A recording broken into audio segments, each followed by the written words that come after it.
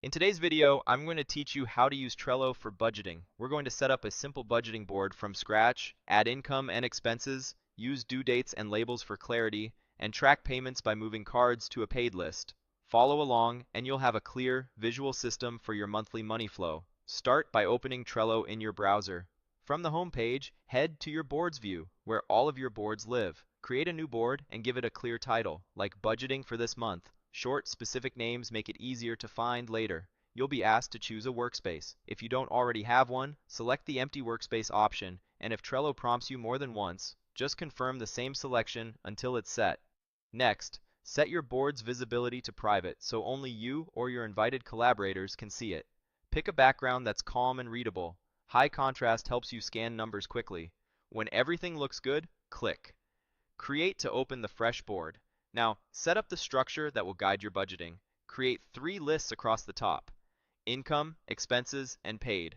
This layout mirrors your monthly flow: money coming in, money going out, and money you've already taken care of. In the income list, add a card and enter $1,500 to represent your expected income for the period. You can always add details inside the card later, but starting with the total keeps things simple. Move to the expenses list and add 2 expense cards: $400 grocery and $500 mortgage. Using both the amount and the category in the card title makes it easy to sort and compare at a glance. Open the $400 grocery card to add helpful tracking. Click Dates, choose the 18th of the month as the due date, and save. Due dates in Trello add a visual deadline and can trigger reminders so you don't miss recurring costs. Then click Labels and select the green label for groceries.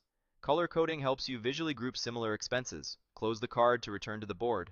Next, open the $500 mortgage card. Click Labels and choose Red to mark it as a critical, fixed bill. Then click Dates, pick the 31st as the due date, and set a reminder. Choose 1 day before to start, then switch it to 2 days before, and save. That way, you get a nudge with enough time to move money if needed. Close the card to get back to your main board. As payments are handled, mark them complete and move them to paid to keep your board clean and accurate.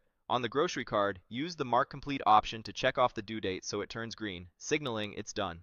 Then grab the $400 grocery card and drag it to the paid list. This gives you a satisfying visual record of progress. Do the same for the mortgage card. Mark it complete so the due date reflects that it's handled, then drag the $500 mortgage card over to the paid list. By ending each payment with that move, you'll always know what's left to tackle and what's safely off your plate.